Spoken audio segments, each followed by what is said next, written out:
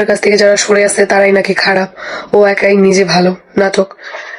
এটাই দেখছি যে যে বা যারা ওই ফ্যামিলি থেকে চলে আসছে তারা কেউই ভালো না।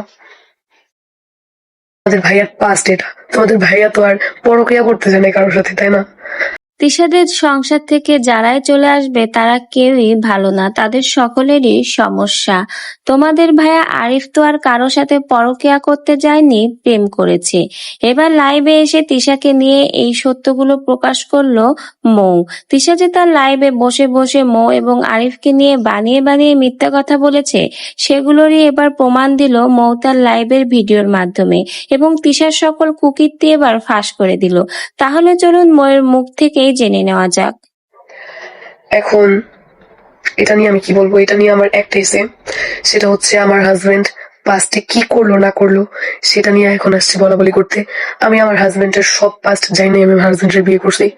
আর সবচেয়ে বড় কথা হইতেছে কার জীবন কি নষ্ট করলো না করলো সেটা যে বলছে সে তো আর যায় যায় দেখে আসে নাই, তাই না? তো আমার একটাই কথা যে তোমাদের ভাইয়ার হয়তো বা রিলেশন ছিল, মানুষের পাস্ট রিলেশন থাকবে, এটাই কিন্তু স্বাভাবিক।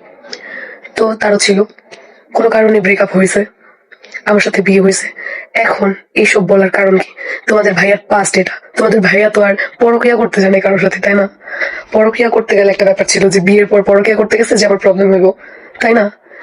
মানুষের পাস্ট অনেক রকমেরই হয়ে থাকে, সেটা নিয়ে আমি কি বলবো, সেটা নিয়ে আমার কোনো সে নাই। তো এখন আইসা বলে যে হচ্ছে গিয়ে 2টা বাচ্চা নষ্ট করছে, অনেক মেয়ের জীবন নষ্ট করছে, অনেক মেয়ের সাথে রুম রেটে গেছে। তো এগুলো তো ভিত্তিহীন। ও যে বলছে যে নাম বইলা দিব বেশি বাড়াবাড়ি করলে, অরিনে তো বাড়াবাড়ি কোনো কিছু করি নাই আমরা। আমি যতটুকু বলছি সত্য বলছি। আর কি নাম বইলা দিব? নাম বলতে বললো, নাম বলতে বললো, তাতে কি হয়েছে? যা করছো এটা পাস্ট। আর সবচেয়ে বড় কথা, পরক্রিয়া করে নাই বিয়ের পরে। যে বউরাই অন্য মেয়ের সাথে গেছে এরকম তো না।